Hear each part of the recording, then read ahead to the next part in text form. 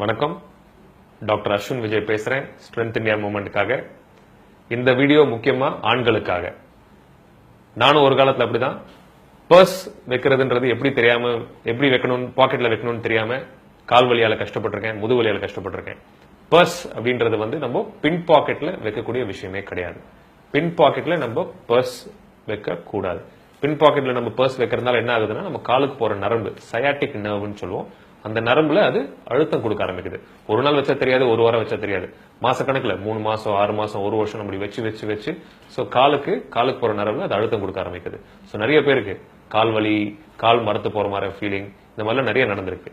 So நம்ம பாக்கெட்ல, பின் பாக்கெட்ல பர்ஸ் வைக்க கூடாது. பர்ஸ் வைக்கிறதா இருந்தா முன்னம் பாக்கெட்ல வைக்கணும்.